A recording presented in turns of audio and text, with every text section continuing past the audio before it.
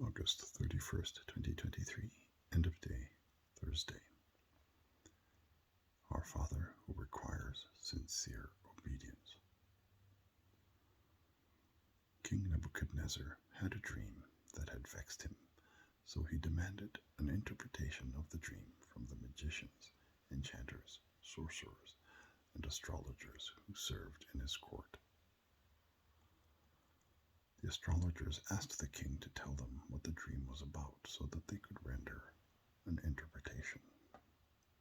The king, responding to their request for a description of his dream, refused to tell it to them because he reasoned that whatever power the astrologers were going to invoke to interpret the dream would necessarily have to have access to the dream itself, and therefore failure to correctly identify the dream would be proof that their claim to have the ability to interpret dreams was fraudulent and thus punishable by death.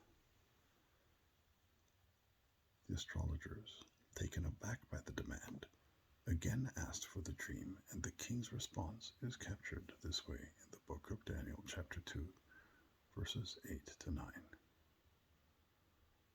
Then the king answered, I am certain that you are trying to gain time because you realize that this is what I have firmly decided. If you do not tell me the dream, there is only one penalty for you. You have conspired to tell me misleading and wicked things, hoping the situation will change. So then, tell me the dream, and I will know that you can interpret it for me.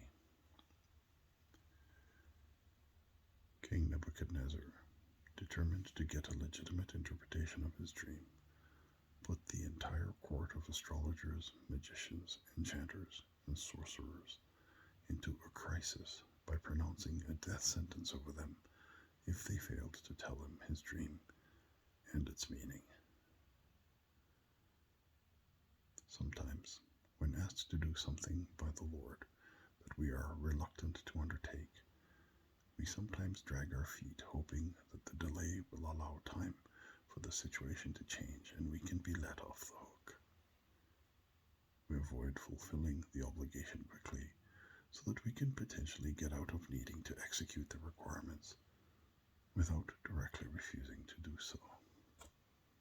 However, if Nebuchadnezzar was able to perceive the motives of his astrologers and pronounce judgment on them, then the Lord is certainly able to detect the thoughts and intentions of our hearts and knows whether our responses are sincere. He is able to judge us accordingly. Let us be prompt in fulfilling our obligations to the Lord and avoid slow walking any of the requirements laid upon us.